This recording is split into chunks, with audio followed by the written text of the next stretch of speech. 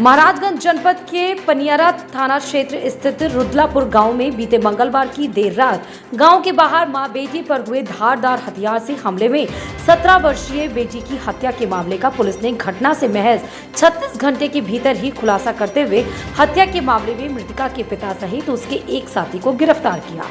वहीं दोनों आरोपियों के कब्जे से पुलिस ने हत्या में इस्तेमाल किए गए चाकू को भी बरामद कर लिया। पुलिस की पूछताछ में आरोपी पिता ने बताया कि पत्नी और बेटी का चाल चलन ठीक नहीं था, जिससे वह बेहद आहत रहता था। इन्हीं बातों से परेशान होकर उसने दोनों की हत्या करने की ठानी थी। जानकारी के मुताबिक रुद्रपुर गांव निवासी रिंकी मधेशिया की मोबाइल पर किसी का फोन आया और वह उसकी 17 वर्षीय बेटी काजल के साथ किसी से मिलने गांव के बाहर नहर किनारे गई। तभी अज्ञात लोगों ने मां बेटी पर धारदार हथियार से हमला बोल दिया, जिसमें मौके पर काजल की मौत हो गई और उसकी मां रिंकी गंभीर रूप से घायल हो गई। मौके पर पहुंची पुलिस घायल महिला को अस्पताल ले गई, जहां उसका इलाज चल रहा है। वहीं हत्या की घटना के बाद पूरे इलाके में सनसनी फैल गई है। मौके पर पहुंची पुलिस के आला अधिकारी जांच और पूछताछ में जुट गए हैं और पुलिस की 5 टीमें बनाकर आरोपियों को जल्द से जल्द गिरफ्तार करने के निर्देश दिए हैं।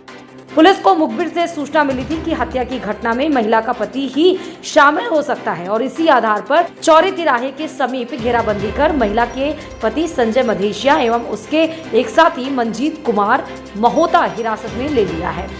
पुलिस की पूछताछ में दोनों अभियुक्तों ने हत्या की घटना स्वीकार की, जिसके बाद उनके निशानदेही पर घटना में शामिल मोबाइल फोन व चाकू बरामद कर लिया गया। घटना का मास्टरमाइंड संजय ने बताया कि उसकी पत्नी व बेटी का चाल चलन ठीक नहीं था, जिससे वह परेशान रहता था और इसी से आहत होकर उसने दोनों की हत्या करने की ठानी थी।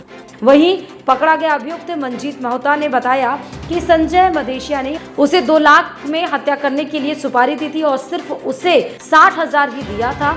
एसपी ने बताया कि हत्या की घटना के बाद पुलिस की कई टीमों को घटना के खुलासे के लिए लगाई गई। पुलिस की पूछताछ में पकड़े गए अभियुक्त ने बताया कि वह अपनी पत्नी के कार्यकलापों से काफी क्षुब्ध रहता था और इसी कारण उसने अपनी पत्नी की हत्या की योजना बनाई थी, जिसे अपने एक साथी की मदद ली थी। गिरफ्तार करने वाली पुलिस टीम को 15,000 का पुरस्कार दिया गया।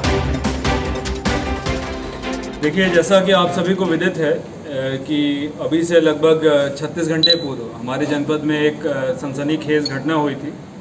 थाना पनियारा अंतर्गत रिंकी मधेशिया और काजल मधेशिया, जो माता और बेटी हैं, इनके ऊपर जानलेवा हमला हुआ था धारदार हथियार से, जिसमें जो उनकी सुपुत्री थी काजल मधेशिया, उनका देहांत हो गया है और जो माता जी हैं उनको गंभीर अवस्था में मेडिकल कॉलेज में एडमिट कराया गया है इलाज हेतु। इस प्रकरण में पुलिस की कई टीमें, जिसमें जॉइंट रूप से एसओजी की टीम, थाने की टीम और सभी अधिकारीगण लगे थे और इसका सफल अनावरण कुछ ही घंटों के भीतर किया गया है। और इसमें जो अभियुक्त जो गिरफ्तार हुए हैं वो संजय मधेशिया, जो मृतका के पिता हैं, और जो घायल महिला है उसके पति हैं, और इनका मित्र मंजीत कुमार महतो, इन दोनों के द्वारा ये घटना कारित की गई थी।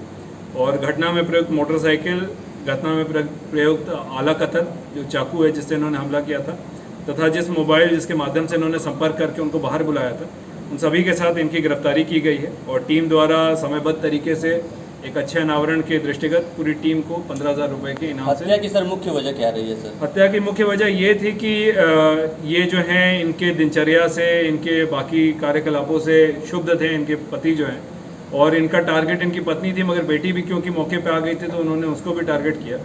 और दूसरा, ये अपने घर से अलग रहते थे और इनकी पत्नी और बच्ची इनके घर में रहा करते थे और ये अपने घर में स्वयं नहीं रह पा रहे थे। और गोरखपुर में कई बाद पत्नी ने अपने पति के ऊपर दाखिल कर रखे थे मेंटेनेंस के खर्चे के, उससे ये लगातार क्षुब्ध रहते थे और ये विदेश भी नहीं जा पा रहे थे इन वादों के कारण। तो इन सभी चीज़ों से परेशान होकर इसने इस पूरे घटनाक्रम को रचा और किया है। और इसमें इन्होंने अपने मित्र मंजीत कुमार महतो का प्रयोग किया, उसको रिंकी मधेशिया के फ़ोन के माध्यम से उसका संपर्क स्थापित करवाया, उससे बातचीत करवाई और उस लड़के ने कॉन्फिडेंस में लेके कुछ पैसे देने के नाम पे इनको बाहर बुलवाया और जहाँ पर ये पहले से घात लगा के बैठे थे धारदार हथियार के साथ, और दोनों ने मिलकर फिर ये पूरे घटना को कार्य किया।